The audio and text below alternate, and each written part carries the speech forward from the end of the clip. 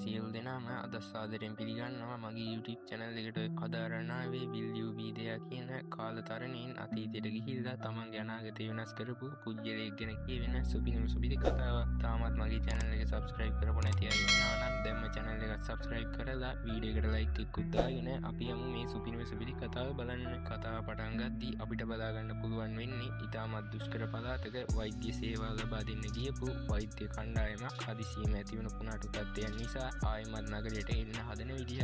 ඒත් එක් මනුස්සයෙක් මේ වෙලාවේදී ගොඩක් අසාධ්‍ය වෙලා හිටපු තමන්ගේ මිවියට බෙහෙත් කරන්න කියලා එයා උස්සන්න ආව නිසා මේක දැකලා හිත උණු වෛද්‍ය කණ්ඩායමේ ඉන්න ප්‍රධාන ශල්‍ය වෛද්‍ය සෝහියන් තීරණය කරනවා අනිත් අයට යන්න ඉඩ දීලා කුණාටුවක් තියෙද්දිම ගමේ නැවතිලා මේ දරුවට බෙහෙත් කරන්න ඕනි කියලා. ඉතින් දක්ෂ වෛද්‍යවරයෙක් වුණ සෝහියන්ගේ ප්‍රතිකාර නිසාම මේ දරුවට නැවතත් යථා තත්ත්වයට පත් වෙන්න පුළුවන් වෙනවා. ඒත් එක්කම ඇති වෙලා තිබුණු දරුණු කුණාටු තත්ත්වයක් පහ වෙලා යනවා. Tamanට මේ කරපු උපකාරයට ප්‍රතිඋපකාරයක් කරන්න තරම් දරුවගේ 100ටවත් කමක් නැති වුණත් 100 ඇවිල්ලා සෝහියන්ගෙන් අහනවා මේ වෙලාවේදී වැඩිම මොනා කරන්නේ මොනවද කියලා. සෝහියන්ට වනි කරන දේවල් එයා ළඟ තියෙන නිසා එයා වැඩි ගණන් ගන්නේ නැතුව කියනවා එයාට එයාගේ අතීතේ හිටපු කෙනෙක්ව බලා ගන්න තිබ්බනම් ඇති කියලා. ඊට පස්සේ මේ 100 සෝහියන්ගේ ප්‍රාර්ථනාව ඉෂ්ට කරගන්න කියලා රත්තරන් පාටයි කුඩි පුරවපු බෝතලයක් සෝහියන්ට ලබා දෙනවා. කිව්ව දේ වැඩිය නොතේරුණත් 100යිගේ හිතේ සතුටින් දුන්න නිසා ඒ දේ පිළිගන්න සෝහියෝ ඒ ගැන වැඩි හිතන්නේ නැතුව එයාගේ කාමරයට යනවා. ඊළඟට අපිට බලා ගන්න පුළුවන් වෙන්නේ මීට අවුරුදු 30කට විතර කලින් හිටපු සෝහියන් ඩොල්ෆින් සංදර්ශනයක් බලන්න ඇවිල්ලා ඉන්න විදිය. ඩොල්ෆින් සංදර්ශනයක් බලන්න ආව කියලා කිව්වට මෙයා ඇත්තටම ඇවිල්ලා තියෙන්නේ ඩොල්ෆින්ලව පුහුණු කරන එයාගේ ගර්ල්ෆ්‍රෙන්ඩ් වන ජියොන් හා බලන්න. මේ කාලයේදී Taman විශ්වවිද්‍යාල ශිෂ්‍යයෙක් වුණු සෝහියෝ ශල්‍ය වෛද්‍යවරයෙක් වෙන්න ඉගෙන ගනිමින් ඉන්නේ. ජියොන් හා සමග ටික වෙලාවක් කතා කරලා ආයමත් ගෙදර ගියපු සෝහියන් එයාගේ නගරයට එන්න ටිකක් රැ වෙනවා. ආව ගමන් Taman පරිස්සමට ආව කියලා ජියොන් හාට කියන්න සෝහියන් ෆෝන් බොක්ස් එක ගාවට යනකොටම එතනින් වර්තමාන සෝහියන් එකපාරටම මතුවෙන විදිය අපිට බලා ගන්න පුළුවන් වෙනවා. නිකමට වගේ අර 100 දීපු පුලියක් කටට දාගත්තට පස්සේ තමයි සෝහියන් හිතපු විදියට එයා Tamanගේ අතීතයට ඇවිල්ලා තියෙන්නේ. Taman ඉස්සරහා ඉන්න Tamanගේම තරුණ රූපේ දැකලා සෝහියන්ට එයාගේ ඇස් අදා ගන්න බැරුව යනකොට එකපාරටම ලොකු ගැස්සක් ඇති වෙනවා. Taman ගාව ඉන්නේ අසනීපෙන් ඉන්න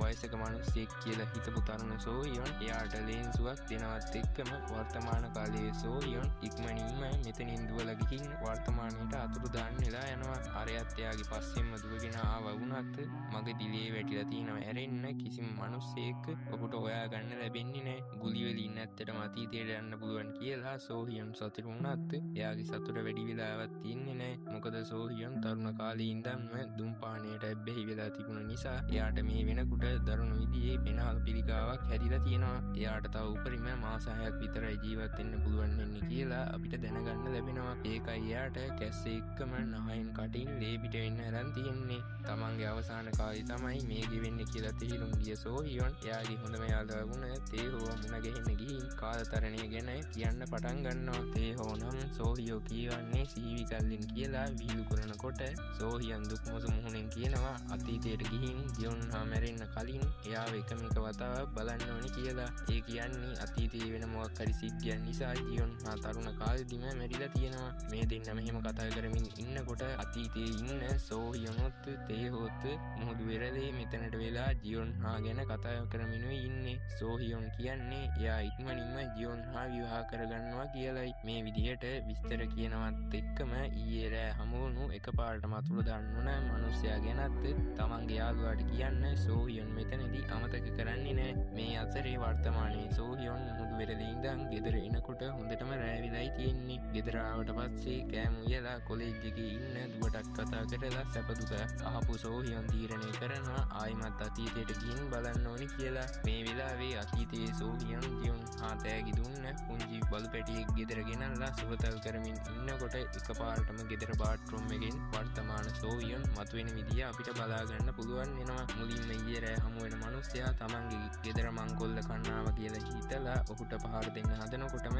වයසක සෝහියන් සෝහියොන් ඇත්ත හෙළි කරනවා මේ විදිහට ඉන්නේ තමන්ගේ අනාගතේ ඉඳන්නාව සෝහියොන්මයි කියලා. මුලදී තරුණ සෝහියොන් මේක විශ්වාස කරේ නැති වුණත් අරය එක දිගටම තමන් විතරක් දන්න රහස් ගොඩක් කියාගෙන යනකොට එයාටත් මේ ගැන ටිකෙන් ටික විශ්වාසයක් ඇති වෙන්න පටන් ගන්නවා. ඒ වෙලාවේදී තමයි එයා අහන්නේ ඔයා මෙහාට ආවේ මොනවා හරි දෙයක් අරගෙන යන්නද කියලා. එතකොට වර්තමාන සෝහියොන් එයාට කිසිම දෙයක් ඕනි නෑ. එයාට ඕනි එකම එක වතාවක් ජියොන් හා දකින්න කියලා කියනවත් එක්කම අරයට තේරුම් යනවා අනාගතේ ජියොන් හා ජීවත් වෙන්නේ නෑ කියලා. වගේම එයාට මොකක් හරි කරදරයක් වෙන හින්දා තමයි තමන්ගේ අනාගත ස්වරූපය මෙහිම අතීත කාලයට ඇවිල්ලා තියෙන්නේ කියලා. ඉතින් අතීතයේ ඉන්න ලැබුණු කාලේ ඉවර වුණාට පස්සේ සෝහියෝ ආයිමත් වතාවක් වර්තමානයට එනකොට අතීතයේ සෝහියොන් ප්‍රශ්න ගොඩක හිර වෙලා ඔළුවත් විකාර කරගෙන මේ ගැන කල්පනා කරන්න පටන් ගන්නවා. වගේම එයා සෝහියොන්ට බැරි වෙලා ගියපු ලයිටර් එක ඔහුගේ යාළුවා තේහෝ සමග පරීක්ෂා කරාට පස්සේ එයාට තේරුම් යනවා මේකේ තියෙන ඇඟිලි සලකුණු 100%ක්ම තමන්ගේවට සමානයි කියලා. ඒ කියන්නේ ඇත්තට මෙතන කාලතරණයක් සිදු වෙලා තියෙනවා කියලා මේ දෙන්නටම තහවුරු වෙනවා. ඊළඟට තරුණ සෝහියොන්ගේ ඔළුවට වද දෙන්න පටන් ගන්නවා ජියොන් හාට මොකක්ද වෙන්න යන්නේ කියන ප්‍රශ්නය. එයා ඒ නිසා තමන්ගේ අතේ ටැටූ එකක් ගහගෙන ආයිමත් හමු වෙන්න ඕනි කියන පණිවිඩේ වර්තමාන මහලු සෝහියොන්ට යවන්න සමත් වුණත් එයාට දැන්නම අතීතයට යන්න හැකියාවක් නැහැ. මොකද එයා අද හවස් වරුවේම දුවත් එක්ක කාලය ගත කරන්න දුවට පොරොන්දු වෙලයි තිබුණේ. මෙච්චර කාලයක් දුවට හංගා හිටියත් එයා ගෙදර පුරා ඇවිදමින් ඉන්නකොට එයාට තාත්තගෙන් හංගලා තිබුණු මෙඩිකල් රිපෝට් එක හොයාගන්න පුළුවන් වෙනවා. ඉතින් මේ නිසාම එයා දැනගන්නවා තාත්තට ජීවත් වෙන්න ඉතුරු වෙලා තියෙන්නේ බොහොම පුංචි කාලයක් කියලා. සෝහියොන් අතීතයට ගිහින් ඩොල්ෆින් සංදර්ශනයට ගිහින් හිටපු තරුණ සෝහියොන්ව හම්බ වෙනවා. තරුණ සෝහියොන්ගේ හිත මෙයාව දැකපු ගමන් ප්‍රශ්න ගොඩකින් පිළිලා ගියත් ඒ ඔක්කොම අහන්න බැරි නිසා මෙයා අහනවා අනාගතේ කොහොමද තියෙන්නේ කියලා. ඒ ප්‍රශ්නෙට වර්තමාන මහලු සෝහියොන්ගෙන් ලැබෙන්නේ ටිකක් දිග උත්තරයක්.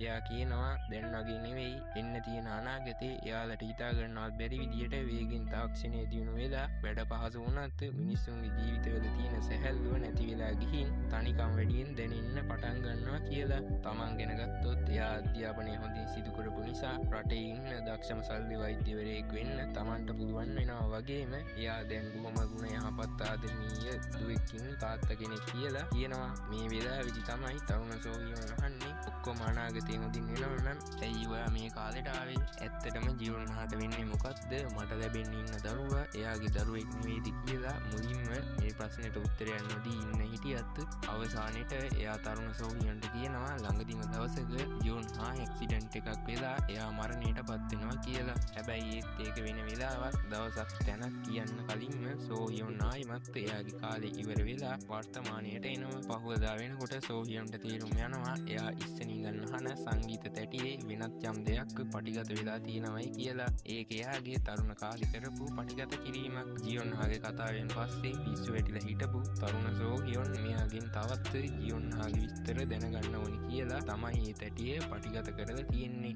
අනාගතේ සහ අතීතය අතර සංනිවේදනය කරන්න තියෙන එකම මාර්ගය මේක නිසා තමයි තරුණ සෝහියොන් මේ විදියට අනාගතයට පණිවිඩ එවන්න තීරණය කරලා තියෙන්නේ. මෙයා ආයිමත් අතීතයට ආවේ නැත්නම් තමන් එයාගේ මුළු ජීවිතේම කඩපිට ගසනවා කියලා තර්ජනය කරලා තිබුණ නිසා සෝහියොන් ආයිමත් යුගලියක් කටේ දාගෙන අතීතයට යන්නේ තමන්ගේ තරුණ කාලේ හිටපු හිතුවක්කාරයාට මේකේ බලපෑම තේරුම් කරලා දෙන්න. මෙහෙම අතීතයට ගියාට පස්සේ ජියොන් හාගේ මරණය ගැන කතාව සෝහියොන් එයාට කියන්න පටන් ගන්නවා. මෙයාගේ කතාවේ හැටියට නම් සෝහියොන් තමන්ගේ අධ්‍යාපන වැඩත් රැකියාවේ වැඩත් වගේම එයාගේ අසනීප වුණ තාත්තගේ වැඩ නිසාත් හොඳටම කාර්යබහුල වෙලා තියෙනවා. ඒ අතර මෙයා ගැනම හිතමින් ජියොන් හා වෙන 100කින් ඉන්නකොට තමයි අනතුරක් සිදු වෙලා එයාගේ ජීවිතය අහිමි වෙලා තියෙන්නේ. ජියොන් හාගේ ජීවිතේ බේරෙන්න නම් සෝහියොන් එයාගේ ජීවිතෙන් ඈත් වෙලා ඉන්න ඕනේ කියලා එයාට කිව්වට පස්සේ එයාට ලොකු දුකක් ඇති වෙන්න පටන් ගන්නවා. මොකද අවුරුදු 7ක් පුරාවටම තමන්ගේ හිතින් ආදරය කරපු කෙල්ලෙක්ගේ ජීවිතය බේරෙන්න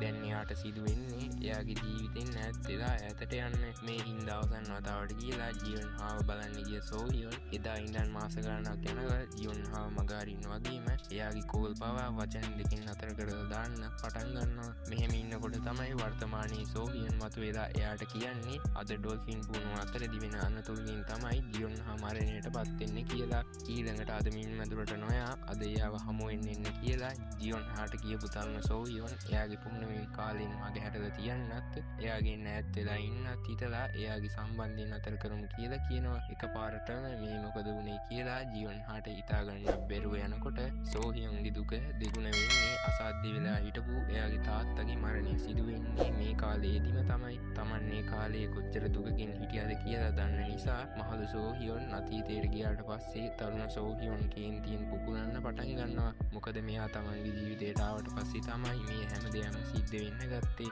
ඉතින් මේ විදිහට තරහින් හිටපු තරුණ සෝහියොන් මහලු සෝහියොන්ට පහර දීලා බඩු පොළවේ ගහලා කේන්තියෙන්ම තේහෝටත් පහර දීලා එයාලගේ යාළුකම පළුදු කරනකොට වර්තමානයේ තේහෝ සෝහියොන්ට ආගන්තුකයෙක් වෙන්න පටන් ගන්නවා. ඒ විතරක් නෙවෙයි එදා අනතුරින් ජියොන් හා මැරුණේ නැති නිසා එයා ආයෙමත් සෝහියොන් සමග එකතු වෙන්න ඕනි කියමින් නිතර එයාලගේ මතකයන් සෝහියොන්ට එවන්න පටන් ගත්ත නිසා ජියොන් හාම ගිහින් මුණ ගැහෙන්න ඕන කියලා. මේත් එක්කම තමයි වර්තමානයේ සෝහියොන්ගේ ගෙදරින් එයාගේ දුවගේ මතක එකින් එක මැකීගෙන යන්න පටන් ගන්නේ. මේ අතරේ තරුණ සෝහියොන් ජියොන් හාගෙන් ලැබුණ ෆොටෝ ඇල්බම් එකකුත් අරගෙන වැස්සෙම එයාව හොයාගෙන යන්න පටන් ගන්නවා. වගේම ජියොන් හා සෝහියොන්ව දැකලා ආපු සතුටට පාර නොබලම පාර පැනපු නිසා එයාට ලොකු අනතුරක් සිද්ධ වෙනවා.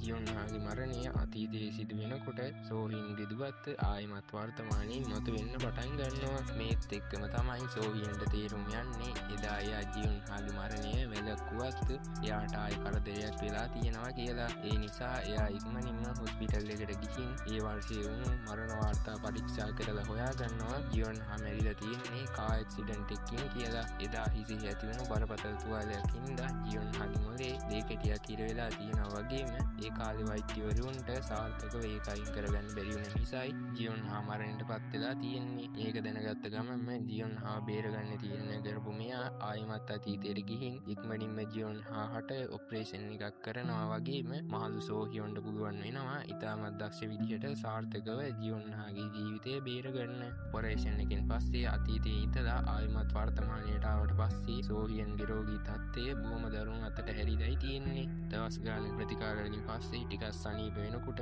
සෝහියොන් ඉක්මනටම ජියොන් හා හොයාගෙන යනවා. සෝහියන්ගේ මහන්සියේ ප්‍රතිඵලයක් විදිහට මේ වෙනකොට මරණයට නියමිලා හිටපු ජියොන් හා සෞඛ්‍ය සම්පන්නව ඉන්නවා දැක්කට පස්සේ සෝහියන්ගේ හිතට නම් ලොකු සාහනයක් දැනෙනවා. මේ විදිහට තමන් ළඟ තිබුණු අවසාන ගුලිය භාවිතා කරලා ආයෙමත් අතීතයට ගියපු සෝහියොන් තරුණ සෝහියොන්ට කියනවා දැන් වර්තමානයේ ජියොන් හා බොහොම හොඳින් ජීවත් වෙනවා. ඒ නිසා එයාගේ මරණය ගැන වදන වී තමන්ගේ ජීවිතය පාඩුවේ ගත කරන්න කියලා. මේ කාලේ ඉඳන් වර්තමාන කාලේ වෙනකල් ජියොන් හාට කිසිම බලපෑමක් නොවෙන්න ඕනි නිසා එයාව අමතක කරන්න හිතාගත්ත තරුණ සෝහියොන් එයාගේ වෘත්තියට අවධානය දෙන්න තීරණය කරනවා. ඉතින් තව අවුරුදු 10කට පස්සේ ඔයාට එක ගැහණු කෙනෙක්ව මුණ ගැහි. එයා තමයි අපේ දුවගේ අම්මා කියලා කිව්ව අපේ සෝහියොන් තමන් ගාව තිබුණු ඔක්කොම ගුලි ඉවර නිසා තමන්ගේ තරුණ කාලෙට සමුදීලා ආයෙමත් වර්තමානයට එන්න කටයුතු කරනවා. මහලු සෝහියොන් කියපු විදිහටම තරුණ සෝහියොන්ට අවුරුදු 10කට පස්සේ මීටින් එකක් අතරතුරේදී හමු වෙන කාන්තාවක් සමග සම්බන්ධයක් ඇති වෙනවා. සම්බන්ධ ප්‍රතිඵලයන් නිසා මේ ගැන ළමයා ප්‍රෙග්නන්ට් වුණත් එයා දරුවව තියාගන්න අකමැති වුණ නිසා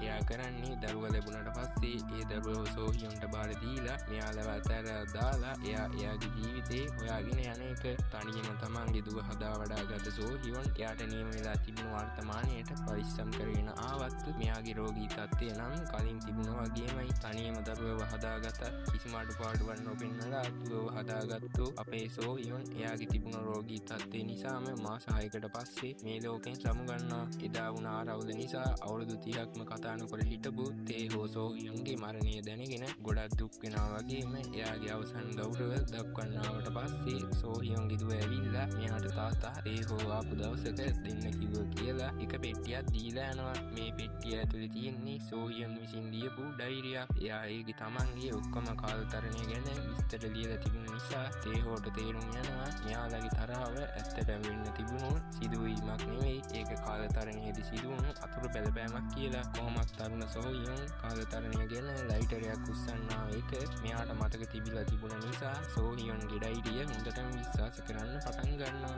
ඊළඟට ජියොන් හා මුණ ගැහිලා සෝහියොන්ගේ මරණය ගැන එයාට කිව්වට පස්සේ පස්සේ එයාත් ගොඩක් දුක් වෙනවා. වගේම තේහෝ දැනගන්නවා ජියොන් හා ආයිමත් කිසිම පිරිමියෙක් සමග සම්බන්ධ නොවී තනිකඩ ජීවිතයක් තමයි ගෙවලා තියෙන්නේ කියලා. තමන්ගේ මිත්‍රයාට වුණ දේ ගැන මුළු දවසෙම හිතමින් ඉන්නකොට තේහෝට එක දෙයක් මීටර් වෙනවා. ඒ තමයි සෝහියොන්ට ලැබුණ ගුලි ගානයි කල්තරණය කරපු අවස්ථා ගානයි සසඳලා බැලුවට පස්සේ තවත් එක ගුලියක් අනිවාර්යෙන්ම ඉතිරි වෙලා තියෙන්න ඕනි කියන එක. මේක නිසා ඉක්මනටම නැගිටලා ගිහින් සෝහියොන්ගේ මුළු ගෙදරම පීරලා බලපු තේහෝට අවසානයේදී සෝහියොන් වැඩියෙන් අහන්න ආස සින්දු තැටියේ හංගලා තිබුණ අවසාන ගුලිය හොයාගන්න පුළුවන් වෙනවා. දෙවරක් නොහිතාම ගුලිය කටට දාගත්ත තේහෝ අතීතයෙන් මතුවන ගමන්ම කරන්නේ ඉක්මනින්ම ගිහින් සෝහියොන්ව හොයාගන්න එක. ඒ වෙනකොටත් සෝහියොන් හොස්පිටල් එකට වෙලා සිගරට් එකක් පාවිච්චි කරන ගමන් තමයි ඉන්නේ. එතනට ගිහින් තමන් අනාගතේ ඉඳන් ආවේ කියලා හෙලි කරපු තේහෝ ඔයා අනාගතේදී මැරෙන්නේ පෙනහල් පිළිකාවකින් කියලා දැම්ම ඔය පුරුද්ද අතහැරලා දාන්න කියලා තමන්ගේ යාළුවා හදිස්සියේ අනාගතේ ඉඳන් ඇවිල්ලා දෙයක් කියන්නේ ඒක ගොඩක් බරපතල දෙයක් කියලා තේරුණ සෝහියෝ අද ඉඳන් ධූම්පානය නවත්තනවා කියලා තේහෝට පොරොන්දු වෙනවත් සමගම තේහෝ ආයිමත් වතාවක් වර්තමානයට එනවා. මේ විදිහට ඉක්මනින්ම තේහෝ වර්තමානයට ආවට පස්සේ සෝහියෝ ඉන්නවද කියලා බලන්න ගේ ඇතුළට දුවගෙන ගියත් එයාව කොහෙවත් හොයාගන්න ලැබෙන්නේ නැහැ. තමන් අතීතයට ගිහින් වෙනස් කරන්න හැදුවත් සෝහියෝ මැරිලා කියලා හිතලා තේහෝ බිම බදාගෙන අඬන්න පටන් ගන්නවා. වගේම ඇත්තටම එදා තේහෝ කියපු දේ පිළිපැදපු සෝහියොන් මේ වෙනකොට පණ පිටින් නිරෝගීව ඉන්නවා. එයා මේ වෙලාවේදී තමන්ට ආයෙමත් අතීතයෙන් වෙන්න බලපෑමක් නැති නිසා මෙයා ජියොන් හා මුණ ගැහෙන්න ගිහිල්ලයි තියෙන්නේ. ආයෙමත් වතාවක් මේ දෙන්න එකට සතුටින් ඉන්නවා පෙන්නන ගමන් තමයි මේ සුපිරිම සුපිරි කතාව ඉවර වෙන්නේ. ඉතින් කතාව ගැන ඔයාලට මොකක්ද හිතෙන්නේ? පල්ලෙහින් කමෙන්ට් එකක් දාගෙන යන්න. තවත් මේ වගේ සුපිරි මූවීස් බලන්න දැන් මේ channel එක subscribe කරලා තියාගෙන ඉන්න. හැමෝටම සුබ දවසක්.